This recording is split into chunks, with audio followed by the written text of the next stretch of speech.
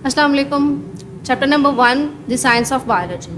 आज का हमारा टॉपिक है करियर्स इन बायोलॉजी, यानी बायोलॉजी पढ़ने के बाद हम कौन कौन से करियर्स अडॉप्ट कर सकते हैं, कौन कौन सी जॉब्स हमारे लिए हो सकती हैं, किस किस फील्ड में हम जा सकते हैं। The students of biology get a comprehension of the various phenomena of life, यानी कि लाइफ की बहुत सारी एक्टिविटीज़ ऐसे हैं जिनके अंदर हम बायोलॉजी को यूज़ कर सकते हैं।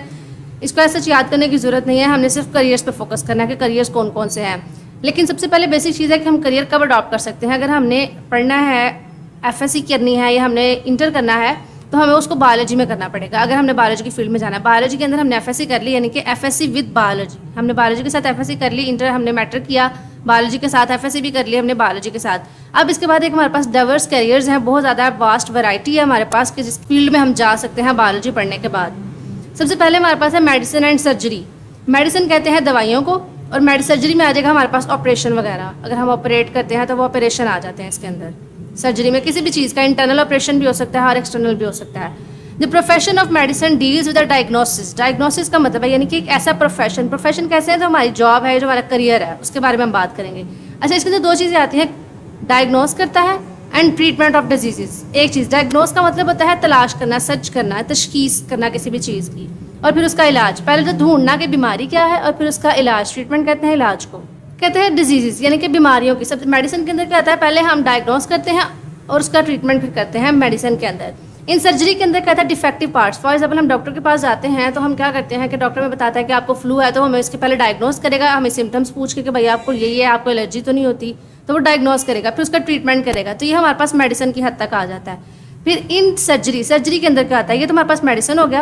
अब नेक्स्ट आता है सर्जरी। सर्जरी के अंदर क्या आता है, सर्जरी में कहता है कि द डिफेक्टिव पार्ट्स। डिफेक्टिव मतलब जिसके अंदर कोई फॉल्ट होता है, फॉल्टी पार्ट्स, फॉल्ट कोई नुक्स वगैरह, जैसे कहते हैं कोई प्रॉब्लम आ जाती है पार्ट्स के अंदर ऑफ देयर बॉडीज़। अब कोई गलती आ गई है, कोई फॉल्ट आ गया उसके अंदर, तो वो क्या करेगा, उसको रिपेयर किया जा सकता है, उसको रिप्लेस किया जा सकता है, या उसको रिमूव किया जा सकता है।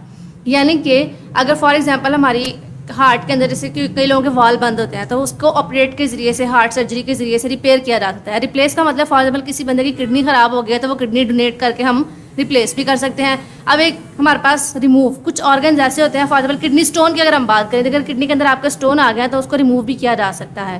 तो ये तीन चीज़ें होती हैं जो सर्जरी के अंदर आती हैं। मेडिसिन के अंदर दो चीज़ें हैं, diagnosis and treatment of diseases, और हमारे पास सर्जरी के अंदर क्या है, डिफेक्टिव पार्ट्स को या तो रिपेयर किया जाएगा, रिप्लेस किया जाएगा, या फिर उनको रिमूव कर दिया जाता है।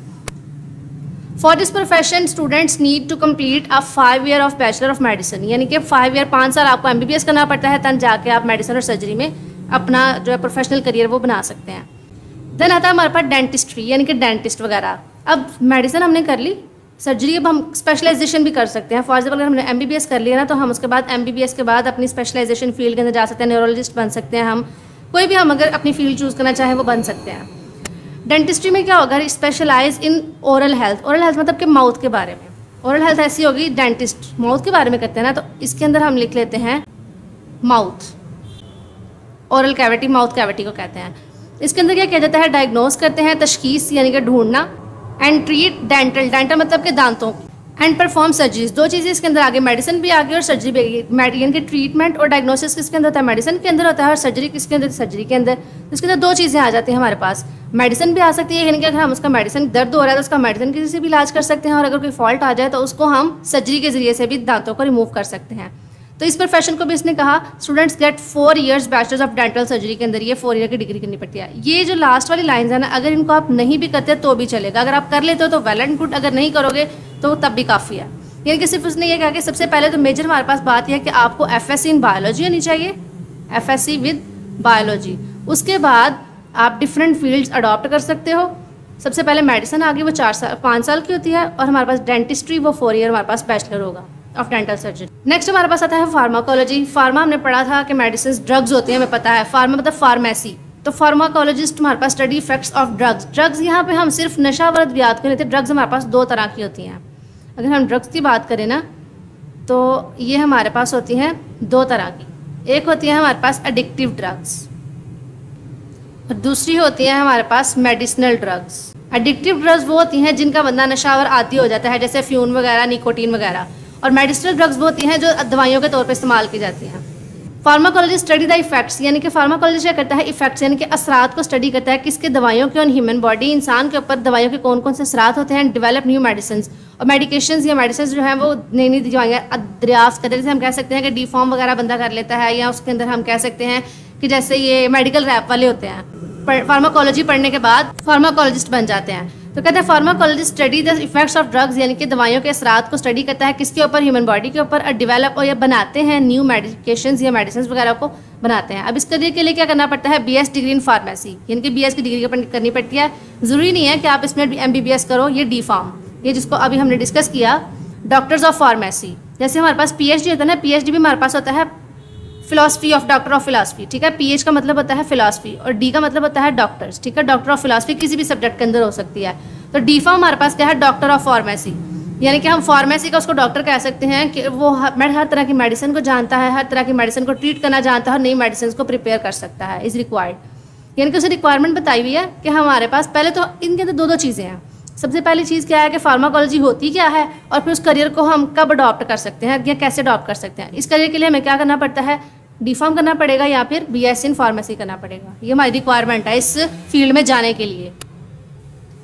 नेक्स्ट हमारे पास आता है फिजियोथेरेपी। फिजियो मतलब हमें नाम से जाहिर हो रहा है, फिजियो मतलब फिजिकल, यहाँ से फिजियो मतलब फिजिकल, और फिजिकल वो होता है जो बाहर वाले बॉडी पार्ट्स होते हैं। इट इज़ अ थेरेपी, एक ऐसी थेरेपी, एक ऐसा इलाज है दैट इज़ यूज्ड, इस्तेमाल किया जाता है टू रिस्टोर मूवमेंट, यानी कि आपकी बॉडी की मूवमेंट को रिस्टोर करने के लिए। रिस्टोर मूवमेंट्स का मतलब क्या है, जो हम आर्म की, बाजू की, हाथों की, टांगों की जो मूवमेंट करते हैं उनकी मूवमेंट को कंट्रोल किया जाता है। ये इस्तेमाल किया जाता है फिजिकल फंक्शंस जो हमारी बॉडी के होते हैं, जो बाहर आमतौर पर हमें नजर आते हैं, of the body that has been impaired by disease और इंजरी, जिनके अंदर कोई डिजीज़ हो जाती है या एक्सीडेंट वगैरह में या किसी भी सूरत हाल में कोई इंजरी आ जाती है, तो उसको ट्रीट करने के लिए इसको यूज़ किया जाता है फिजियोथेरेपी को। जैसे वो डॉक्टर्स फिजियोथेरेपिस्ट होते हैं, एक्सरसाइजेस वगैरह बताते हैं, जिसे आम जुबान में हड्डी जोड़ भी कहा जा सकता है। तो फिजियो, लेकिन इसके लिए हमारे पास प्रॉपर फील्ड है।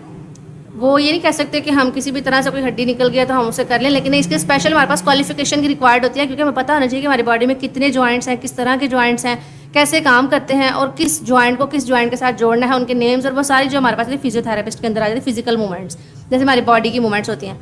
फिजियोथेरेपिस्ट यूज़ फिजिकल एक्सरसाइजेज, वही बात आ गई कि फिजिकल एक्सरसाइजेज को यूज़ करते हैं। मेडिकेशन बाद में आती है उसके अंदर। अगर वो एक्सरसाइज से ठीक ना हो तो फिजिकल मॉडलिटीज़ आ जाती हैं, ठीक है, मसाज वगैरह, जैसे उसने बताया हुआ साथ ही कि मॉडलिटीज़, यानी कि अगर तो बॉडी आपकी एक्सरसाइज नहीं कर रही, काम नहीं कर रही, अगर तो आपकी बॉडी ठीक है तो वो एक्सरसाइज प्रेफर करेंगे। अगर आपकी बॉडी एक्सरसाइज नहीं करी, बिल्कुल आपके जो बॉडी ऑर्गन्स हैं वो जाम हो चुके हैं, काम नहीं करे, तो वो क्या करेंगे, उसको मसाज वगैरह करेंगे। किस लिए, to improve patient physical movement, ताकि वो पेशेंट की फिजिकल मूवमेंट इंप्रूव की जा सके। अब फिजियोथेरेपिस्ट हम बन कैसे सकते हैं, फिर वही बात यहाँ से यहाँ तक। फिजियोथेरेपिस्ट बनने के लिए 4 ईयर BS करना पड़ता है हमें फिजिकल थेरेपी के अंदर, या physiotherapy is needed for this profession. फिर आता है हमारे पास fisheries and wildlife. Fisheries और वाइल्ड लाइफ, नाम से जाहिर है फिशरीज मतलब, ये छोटा सा क्लू रख लें तो आपको जल्दी याद करने में आसानी होगी। फिश और वाइल्ड लाइफ, वाइल्ड किसे कहते हैं, जंगल, लाइफ मतलब ज़िंदगी, यानी कि जंगली ज़िंदगी। तो वाइल्ड लाइफ और फिशरीज यानी कि पानी के अंदर रहने वाली जो मछलियाँ वगैरह होती हैं। Fisheries and Wildlife Departments are offers jobs to the biologist after BS and Masters of Studies degree in zoology, यानी कि zoology के अंदर स्टडी करने के बाद BS आपने कर लिया फिशरीज के अंदर, या एक्वा कल्चर। एक्वा कहते हैं पानी को, एक्वाफिना का आपने नाम सुना होगा, पानी वाली हमारे पास एक कंपनी है बाकायदा। तो एक्वा मतलब वाटर, पानी, एक्वा कल्चर मतलब पानी के अंदर जो कल्चर किया जाता है। कल्चर का मतलब क्या है, एक नई चीज़ बनाना। एक्वा कल्चर का मतलब कहता है पानी के अंदर चीज़ें बनती हैं, ये जो चीज़ें रहती हैं, फॉर एग्जाम्पल हमारे पास फिशेज हो गई, प्लांट्स हो गए, बहुत सारी ऐसी लाइफ है जो अंडर वाटर एग्जिस्ट करती है। उसके लिए हमें क्या करना पड़ता है, फिशरीज में हम जा सकते हैं, और वाइल्ड लाइफ यानी कि जंगली ज़िंदगी। अब इन दोनों के अंदर जाने के लिए हमें क्या रिक्वायरमेंट है, BS इन जोलॉजी या फिशरीज, या फिर एक्वा कल्चर के अंदर हमने BS किया हो तो हम कर सकते हैं। यानी कि हम ये कह सकते हैं कि हमें FSC करने के बाद अगर हमारा माइंड है, सबसे पहले आपने माइंड सेट करना है कि आपने किस फील्ड के अंदर जाना है। अगर आपने फिशरीज में जाना है तो FSC करने के बाद आप जोलॉजी में चले जाएंगे, फिशरीज के अंदर चले जाएंगे, एक्वा कल्चर के अंदर जा सकते हैं। नेक्स्ट आता है एग्रीकल्चर। एग्रीकल्चर कहते हैं ज़राअत को। अब हम तो कहते हैं कि जो हमारे किसान वगैरह हैं वो सारे अनपढ़ होते हैं, लेकिन इसकी वजह से हमारी फसलों को बहुत ज़्यादा नुकसान होता है। एक अनपढ़ और एक जाहिल और एक पढ़े लिखे इंसान में फ़र्क होता है। अगर हम एग्रीकल्चर के अंदर अपनी आवाम को क्वालिफाइड कर दें तो हमारी जो इम्प्रूवमेंट है हमारे क्रॉप्स के अंदर बहुत ज़्यादा आ सकती है। Agriculture scientist improve farming practices. Farming practice यानी कि फार्म के उनको प्रैक्टिसेस देते हैं, अपनी इंप्रूव करते हैं। इंप्रूव का मतलब होता है बेहतर बनाना। बेहतर बनाते हैं किसको, फार्मिंग प्रैक्टिस, यानी कि फार्म वगैरह के अंदर, खेतों के अंदर हम किस किस तरह से। अच्छा, इसके अंदर क्या होता है, होता है ये कि खेतों को हम सबसे पहले तो उनकी प्रोडक्शन कैसे अच्छी कर सकते हैं, ठीक है, किस तरह से हम कौन से फर्टिलाइजर्स यूज़ करें, कौन से ऐसी टेक्निक्स यूज़ करें कि हमारी जो क्रॉप्स हैं, फसलें हैं, उनकी प्रोडक्शन ज़्यादा हो सके, उनकी पैदावार अच्छी हो सके। फिर दूसरी चीज़ आती है उसके अंदर कोई डिजीज़ हो जाती है, डिजीज़ होगी। अब एक बंदे ने पढ़ा हुआ है, उसको पता है कि भाई इस डिजीज़ की वजह से ये बैक्टीरिया लगा, इस बैक्टीरिया की वजह से ये वाली डिजीज़ हुई, इस डिजीज़ को मैं इस तरह से ट्रीट कर सकता हूँ। तो अगर फसलों को ये वाली खाद दूंगा तो ये बैक्टीरिया मर जाएगा, इस बैक्टीरिया के मरने की वजह से मेरी फसल ठीक हो जाएगी। तो इसके लिए हमारे पास क्वालिफिकेशन बहुत ज़्यादा ज़रूरी होती है, मैटर करती है। एंड सस्टेनेबल एग्रीकल्चर टेक्निक्स, और बहुत ज़्यादा हमारे पास एग्रीकल्चर टेक्निक्स आ जाती हैं। मशीनरी को यूज़ किया जा सकता है, मशीनरी को यूज़ करने की टेक्निक्स होनी चाहिए हमारे पास। और ये जो आपको मैं डिजीज़ वाली एग्जांपल दी, तो ये भी हमारे पास सस्टेनेबल टेक्निक्स होती हैं जिनको हम यूज़ करके एग्रीकल्चर को बेहतर बना सकते हैं। इसके लिए भी क्या रिक्वायरमेंट है, BS in agriculture is required, यानी कि हमें एग्रीकल्चर जो है वो BS में करना पड़ेगा, ठीक है। देन हमारे पास एग्रीकल्चरिस्ट हम बन सकते हैं। और एक बंदा जो एग्रीकल्चर में BS कर लेता है उसे हम एग्रीकल्चरिस्ट भी बोल सकते हैं। नेक्स्ट आती है एनिमल हस्बेंड्री। इसमें क्या होता है, this field involves breeding and caring for live stock. Live stock मतलब कहते हैं हमारे पास ऐसे जानवर जो हमने पाले हुए होते हैं, ठीक है, जैसे भेड़ बकरियां वगैरह। अब उनकी ब्रीडिंग करवा सकते हैं। ब्रीडिंग का मतलब क्या है कि उनकी प्रोडक्शन जो है हम उसकी किस तरह से करवा सकते हैं, जैसे आर्टिफिशियल ब्रीडिंग और नेचुरल ब्रीडिंग होती है। जैसे आजकल मुर्गियों के फार्म होते हैं हमारे पास, तो हमें कहते हैं देसी मुर्गी होती है, एक फार्मी मतलब यही फार्म वाली मुर्गी जिसे हम खुद अपने फार्म में प्रिपेयर करते हैं आर्टिफिशियल फीडिंग के जरिए से। And caring of life stock, यानी कि हम केयर कर सकते हैं, किस तरह उनका ख्याल रख सकते हैं अपने जो जानवर है उनका, to improve their quality and productivity, ताकि उनकी क्वालिटी बेहतर हो सके और उनकी प्रोडक्शन ज़्यादा से ज़्यादा हो सके। यानी कि वो चीज़, हम कोई भी चीज़ लेते हैं तो हमें दो चीज़ें रिक्वायर्ड होती हैं, एक तो उसकी क्वालिटी अच्छी हो, दूसरी उसकी प्रोडक्शन ज़्यादा से ज़्यादा हो, जानदार जो होते हैं ख़ास तौर पर।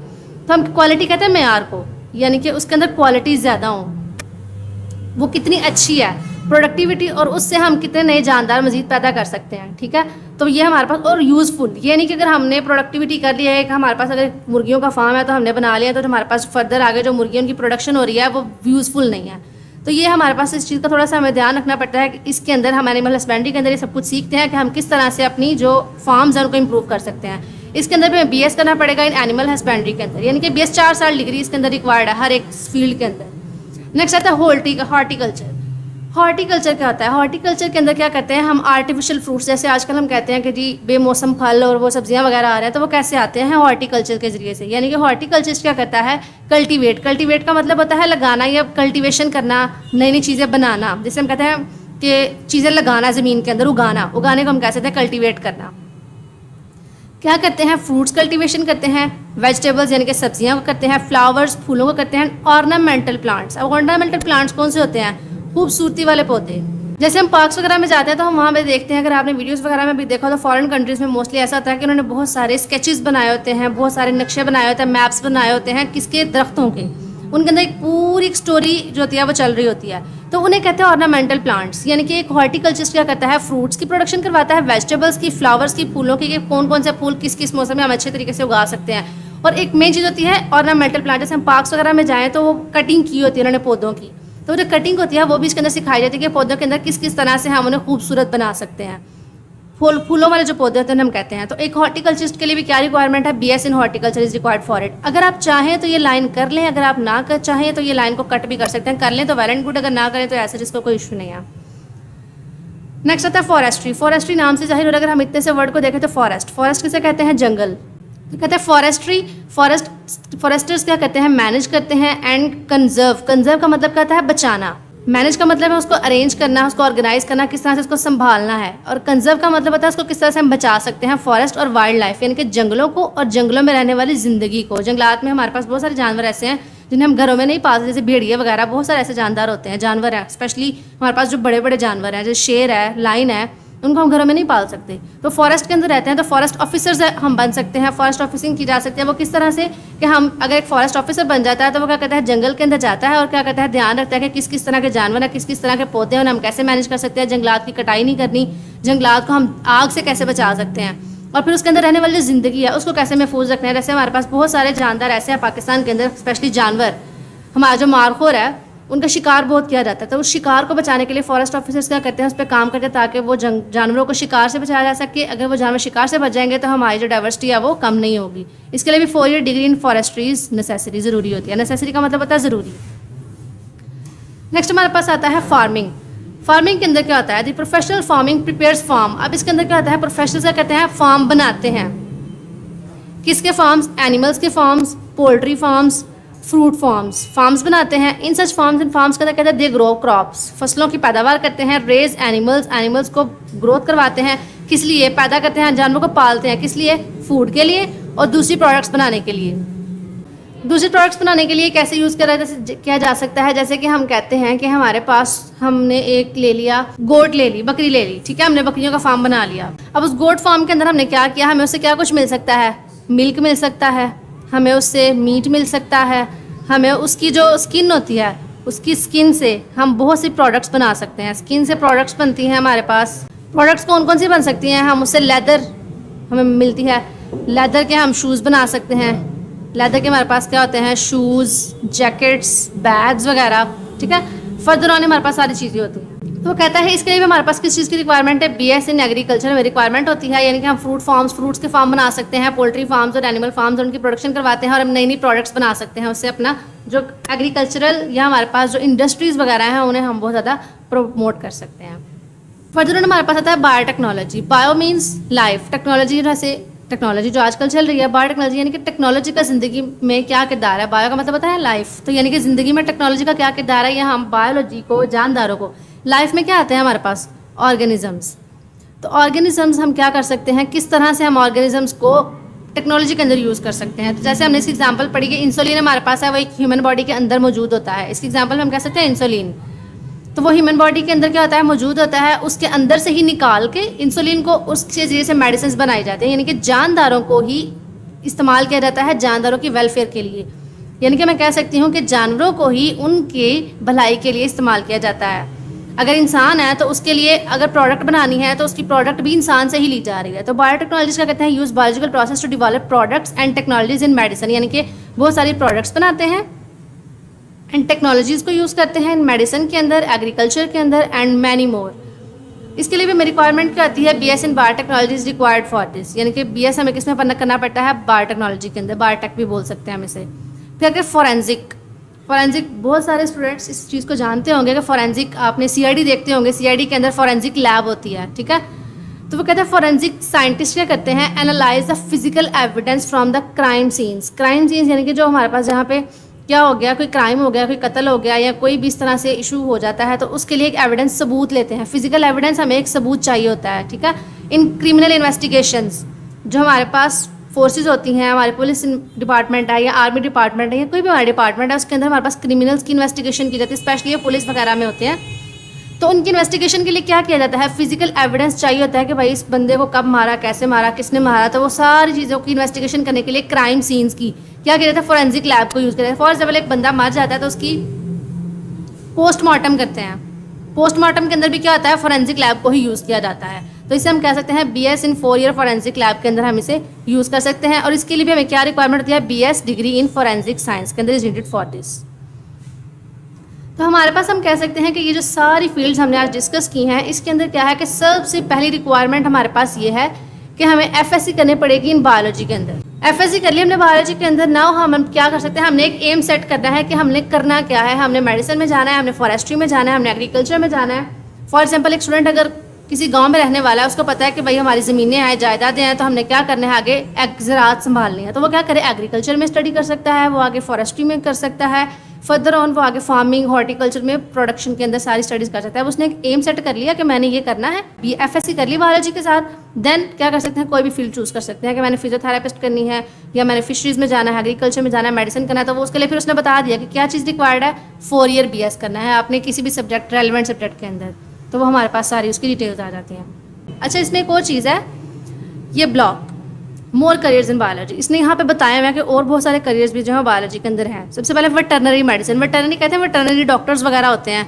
वो क्या करते हैं? एनिमल्स वगैरह की प्रोडक्शन करवाते हैं। लेकिन जैसे हम मेडिसिन और सर्जरी की बात कर रहे हैं ना, एनिमल मेडिसिन के अंदर इंसानों की बात होती है, सर्जरी के अंदर, मेडिसिन के अंदर। तो वेटरनरी के अंदर किसकी बात होती है? एनिमल्स की। सेम वही केस है, डायग्नोस किया जाएगा, ट्रीटमेंट किया जाएगा डिजीज़ का, किसके अंदर? एनिमल्स के अंदर, यानी कि जानवरों के अंदर। उनकी सर्जरीज वगैरह भी परफॉर्म की जाती हैं। यानी कि वेटरनरी के अंदर हम स्पेशली किसके बारे में बात करते हैं? एनिमल्स। और इसके अंदर हमारे पास जो मेडिसिन और सर्जरी है उसके अंदर हमारे पास ह्यूमंस आ जाते हैं। नेक्स्ट हमारे पास आते हैं इन्वायरमेंटल साइंस। इन्वायरमेंटल साइंस के अंदर क्या करते हैं? सॉल्विंग इशूज़ को रिजॉल्व करते हैं रिलेटेड टू पोल्यूशन, यानी कि आलूदगी के मुतालिक। तो एक एग्जाम्पल है ना, आलूदगी के मुतालिक या नेचुरल रिसोर्सेज के मुतालिक कि हम अपने नेचुरल रिसोर्सेज को किस तरह से यूटिलाइज़ कर सकते हैं और किस तरह से उनको कंजर्व कर सकते हैं। यूटिलाइज़ का मतलब क्या हुआ कि हम उन्हें किस तरह से इस्तेमाल कर सकते हैं, एंड कंजर्व का मतलब है कि किस तरह से हम उसे बचा सकते हैं अपने माहौल को। तो उसके अंदर हम कहते हैं एनवायरमेंटल साइंस। माइक्रोबायोलॉजी ऑलरेडी एक हमारे पास एक ब्रांच भी है, हमने पढ़ी थी। माइक्रो मीन्स छोटे और बायोलॉजी मतलब जो ज़िंदगी होती है, माइक्रोबायोलॉजी छोटे जानदार होते हैं। तो छोटे जानदार हम किस तरह से इसको हम बायोटेक के अंदर भी यूज़ कर सकते हैं कि रिसर्च और micro organisms to understand their impact, यानी कि हम जैसे बैक्टीरिया है, फंजाई है, यीस्ट, अब हम सोच सकते हैं कि इसका हमारी ज़िंदगी में क्या किरदार है। मिसाल के तौर पर मैं कहती हूँ एक यीस्ट है, ठीक है, ये हमारे पास एक माइक्रो ऑर्गेनिज्म है, खमीर हम कह सकते हैं, ठीक है। यीस्ट हमारे पास एक बैक्टीरिया होते हैं, फंजाई होते हैं। अब उनकी बहुत सारी ऐसी चीज़ें हैं जिन्हें हम अपनी डेली लाइफ में यूज़ कर सकते हैं। हम उनसे ब्रेड बना सकते हैं, ठीक है, उनसे ब्रेड बनाई जा सकती है। उससे हमारे पास बहुत सारी ऐसी बेवरेजेस इंडस्ट्रीज चलती हैं हमारी, ठीक है। तो वो कहते हैं कि माइक्रोबायोलॉजी के अंदर भी हम जा सकते हैं। माइक्रोबायोलॉजिस्ट क्या करते हैं, रिसर्च करते हैं और माइक्रो ऑर्गेनिजम्स किसके ऊपर, छोटे छोटे जो जानदार होते हैं, और क्या करते हैं, उनका असरात माहौल के ऊपर कौन कौन सा हो सकता है उसको हम स्टडी करते हैं। जेनेटिक काउंसलिंग, इसके अंदर क्या होता है, कहते हैं providing support to people on genetic conditions, यानी कि लोगों को अवेयरनेस दी जाती है, सपोर्ट किया जाता है ताकि वो लोगों को बता सके कि जेनेटिक कंडीशंस किस तरह की होती हैं और उनको टेस्ट कैसे करना है। यानी कि हमारे पास जो जीन्स के अंदर प्रॉब्लम्स आ जाती हैं वो किस वजह से आती हैं, क्यों आती हैं और हम किस तरह से इंप्रूव कर सकते हैं। लोगों के अंदर काउंसलिंग की जाती है जाके, इसे हम कहते हैं genetic counselling. Further one is nutrition and diabetes. Dietetics के अंदर क्या होता है, न्यूट्रिशन, जैसे कि आजकल जो हमारे पास इंटरनेट पे भी बहुत ज़्यादा छाया हुआ है कि जी ये न्यूट्रिशनिस्ट है हमारे पास, ये हमारे पास डाइटिशियन है, ये हमें डाइट्स बताते हैं। इनके अंदर क्या होता है, ये हमें मेडिसिन से ज़्यादा प्रेफर करते हैं कि हम किस तरह से नेचुरल रिसोर्सेज को यूज़ करके अपनी न्यूट्रिशन को, अपनी डाइट को बेहतर कर सकते हैं। ये डाइटिक्स, इसके नाम से जाहिर है कि डाइट, न्यूट्रिशन, हमारे पास जो न्यूट्रिएंट्स वगैरह होते हैं। ये कहते हैं एडवाइस। एडवाइस का मतलब है नसीहत करते हैं लोगों को उन प्रॉपर डाइटरी हैबिट्स की, अपनी हैबिट्स को, खाने पीने की हैबिट्स को किस तरह से ठीक करना है, टू प्रमोट हेल्थ, किस लिए, अपनी हेल्थ को प्रमोट करने के लिए, इम्प्रूव करने के लिए, अपनी सेहत को बरकरार रखने के लिए, उसको बेहतर बनाने के लिए वो लोगों को नसीहतें करते हैं कि भैया आपने ये जो हमारे पास नेचुरल रिसोर्स है उनको यूज़ करना है और इन नेचुरल रिसोर्स को आपने यूज़ नहीं करना, कि इसका इफेक्ट किसके साथ कैसा हो सकता है। यानी कि विदाउट मेडिसिन वो आपको ट्रीट करते हैं और आपकी हेल्थ को बेहतर बनाते हैं। फर्दर हमारे पास आता है पब्लिक हेल्थ। इसके अंदर कहता है improving the health of communities through education, यानी कि जैसे हम सर्वे वगैरह करते हैं, या आपने देखा होगा डोर टू डोर एक कम्युनिटी आती है, वो आके लोगों को बताते हैं कि भाई ये, जैसे अभी पिछले दिनों हम कह सकते हैं कि ब्रेस्ट कैंसर की बहुत ज़्यादा हमारे पास इंप्रूवमेंट आई है, ठीक है, वो केसेस आ जाते हैं। तो उसके जैसे भी वो क्या करते हैं, सर्वे करते हैं डोर टू डोर जाके, पोलियो के जैसे हम कह सकते हैं। कहते हैं improving the health of communities through education, यानी कि लोगों को जाकर क्या करते हैं, तालीम देते हैं, पॉलिसीज़ बनाते हैं कि भाई आप इस चीज़ से बच। जैसे फॉर एग्जाम्पल हम कह सकते हैं कि एक एरिया में डेंगू आ गया, तो वो क्या करेंगे, पब्लिक की हेल्थ के लिए डोर टू डोर जाएंगे, छोटे छोटे सेमिनार्स करेंगे और बताएंगे कि लोगों को कि भाई ये डेंगू है, ये इस तरह से फैलता है, इसके लिए ये पॉलिसी बना लें, अपने घरों वगैरह को साफ रखें। और उसके ऊपर क्या कहते हैं, रिसर्च करते हैं, फिर लोगों को जाकर बताते हैं कि भाई हमने ये काम किया और आप इसको ऐसे इंप्रूव कर सकते हैं। नेक्स्ट हमारे पास आता है बायोमेडिकल इंजीनियरिंग। बायोमेडिकल इंजीनियरिंग के अंदर कहता है designing and making medical equipment to improve patient care. एक तो हमारे पास हो गया बायो का मतलब हमें पता है लाइफ, मेडिकल मतलब मेडिसिन की फील्ड में। इंजीनियरिंग का क्या मतलब हुआ, इंजीनियरिंग तो हम कह सकते हैं इंजीनियरिंग का बायो से क्या ताल्लुक। देखें, एक चीज़ होती है हमारे पास कि हमने मेडिसिन के जरिए से किया, सर्जरी की। अब डॉक्टर्स क्या करते हैं आजकल, कहते हैं कि भाई ये टेस्ट करवा के लाएं। अब टेस्ट बहुत सारे ऐसे हैं जो किसी मशीनरी के जरिए से किए जाते हैं। अब वो मशीनरी जो तैयार करते हैं ना, वो बायोमेडिकल इंजीनियर्स करते हैं। अब वो मशीनरी क्यों बायोमेडिकल इंजीनियर से करवाई जा सकती है, किसी और हम इंजीनियर से क्यों नहीं करवाते, क्योंकि बायो पढ़ने वाले बंदे को ये पता होता है कि ज़िंदगी के अंदर या एक ह्यूमन के अंदर कौन कौन सी चीज़ें हैं जो उसको इफेक्ट करेंगी और कौन कौन सी ऐसी रेडिएशन है जो उसको फ़ायदा देंगी या ज़्यादा कम नुकसान पहुंचाएंगे, ज़्यादा नुकसान नहीं देंगे, और कौन सी ऐसी रेडिएशन है जो ज़्यादा नुकसान पहुंचाएंगे, कि हम ऐसी मशीनरी तैयार करें जिससे पेशेंट की जो केयर हो वो भी इम्प्रूव हो और उसको नुकसान भी ना हो। तो यानी कि इसके कहते हैं डिज़ाइन करते हैं, बनाते हैं, डिज़ाइनिंग और मेकिंग करते हैं मेडिकल इक्विपमेंट्स कहते हैं आलात को, यानी कि आला जो होता है, जो इंस्ट्रूमेंट्स होते हैं, to improve the patient care, patient की केयर को इम्प्रूव करने के लिए। फिर कहते हैं बायोइन्फॉर्मेटिक्स। बायोइन्फॉर्मेटिक्स क्या होता है, एनालाइज द बायोलॉजिकल डाटा को एनालाइज करता है, यानी कि इसका एनालिसिस करता है, उसकी जांच पड़ताल करता है बायोलॉजिकल डाटा को बाय यूजिंग कंप्यूटेशनल टूल्स को यूज़ करते हैं। सर्वे वगैरह जो करते हैं हमारे पास जो आते हैं जी कि आप इस इलाके में इतने जो हैं हमारे पास वो फैल रहे हैं, डेंगू है, इस इलाके में हमारे पास इतना जो है पोलियो फैला हुआ है, तो उसके ज़रिए से वो फिर वहाँ पे उस तरह की हायरिंग करते हैं डॉक्टर्स की और वहाँ पे इंप्रूवमेंट करते हैं उस इलाके के लिए। तो इनसे कहते हैं बायोइन्फॉर्मेटिक्स, इनके बायो के मुतालिक इन्फॉर्मेशन देते हैं, एनालिसिस करके, सर्वेस करके, कंप्यूटेशनल टूल्स को यूज़ करके वो बायोलॉजी के अंदर जो है वो सारी इन्फॉर्मेशन प्रोवाइड करते हैं लिविंग ऑर्गेनिज्म से रिलेटेड। तो ये सारे करियर है जो है एफएससी करने के बाद बायोलॉजिस्ट जो है वो अडॉप्ट कर सकते हैं और अपना एक अच्छा सा करियर प्रोफेशन बना सकते हैं। होप्स आपको समझ आ गई होगी और आपको ये यूज़फुल भी होगा अपने प्रोफेशन को चूज़ करने में। अल्लाह हाफिज़।